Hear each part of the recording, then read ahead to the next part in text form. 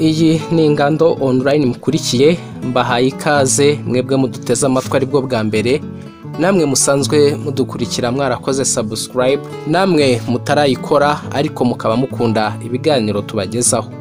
Mu kiganiro cyacu cy'uyu munsi turi bwibande ku kamaro ko kunywa icyayi kirimo tangawizi. Ikaze muri iki kiganiro. Icyayi kirimo tangawizi abantu batandukanye bakunze kugikoresha mu gihe hakonje ngo umubiri ugarure ubushyuhe. Abandi bagikoresha mu rwego rwo kwivura indwara zitandukanye zirimo ibicurane, inkorora. Abandi bakagikoresha bashaka gutakaza ibiro. Mu kiganiro rero cy'uyu munsi turi burebere hamwe akamaro gatandukanye icyayi kirimo tangawizi gifitiye umubiri wacu, aho turi bugaruke kuri ibi bintu bitatu. Ibyo ugomba kwitondera mu gihe ugiye kugikoresha. Turarebera hamwe nanone abemerewe gukoresha iki cyayi kirimo tangawizi n'abatacyemerewe. Turi bunagaruke ku buryo bwiza bwo kugitegura. Mu gutegura iki cyayi cya tangawizi hifashishwa ibijumba bya tangawizi byakaswemo uduce duto duto, cyangwa ukabisekura, cyangwa ukagura ifu ya tangawizi n'ubundi iba yaratunganyijwe muri bya bijumba byayo. Iki cyayi kikaba gikungahaye kuri vitamine zinyuranye, ariko cyane cyane gikungahaye kuri vitamine C, ibisohora uburozi n'imyanda mu mubiri, ndetse n'imyunyungugu nka magnesium.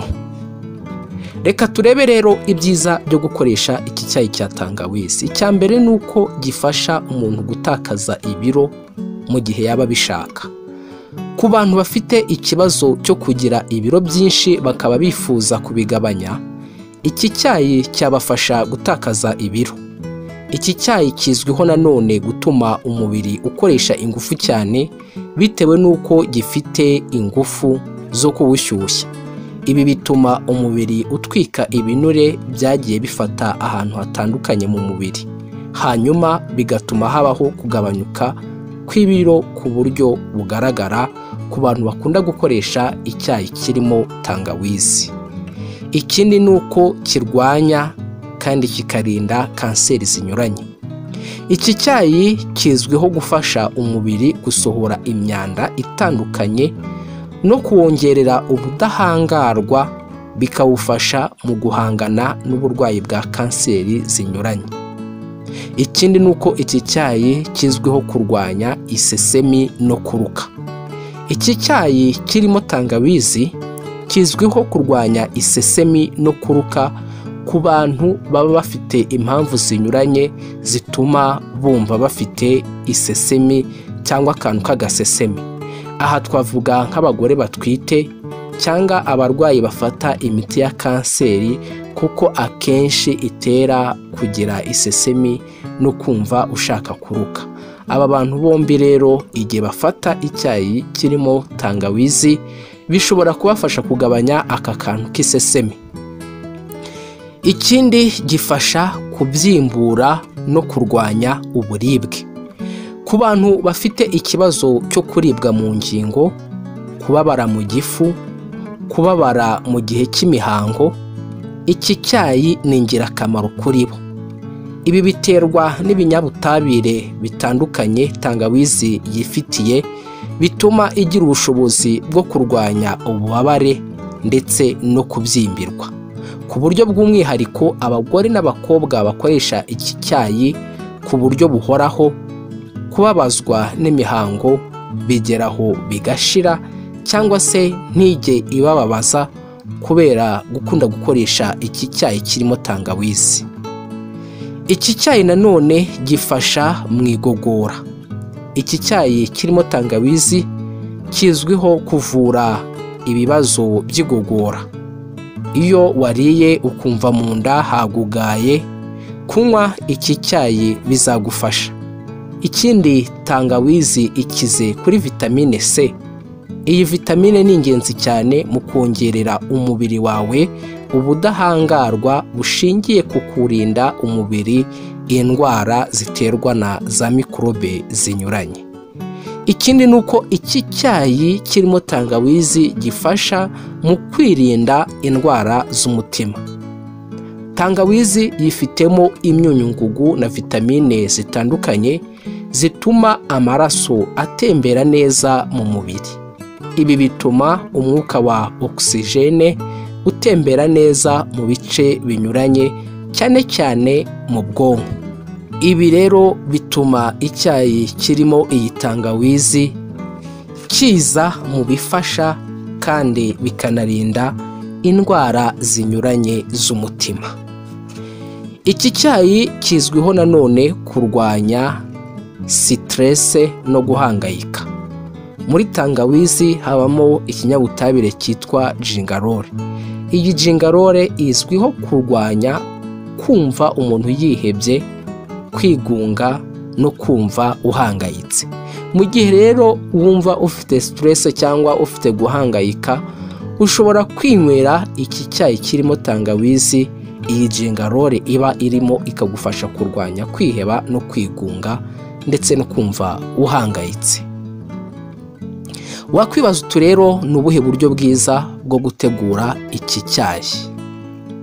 Hari uburyo bwinshi bwo gukoramo iki cyayi cya tangawizi, ariko biba byiza wongeyemo ibindi birungo wifuza, cyane cyane indimu. Reka tuvuge rero ku buryo bumenyerewe na benshi bwo kugitegura. Mu gutegura iki cyayi ugomba kuba ufite tangawizi, kiriya kijumba cyayo cyangwa ifu yayo, ukaba ufite indimu, binashobotse ukaba ufite ubuki niba ubushaka, cyangwa se ukaba ufite amata nayo niba ushaka kuyakoresha. Fata tangawizi rero uyikatemo uduce duto cyangwa uyisekure. Mu gihe udafite ako gasekuru, ushobora gukoresha rampe ukayirapa, hanyuma ukayishyira mu mazi ukayicanira.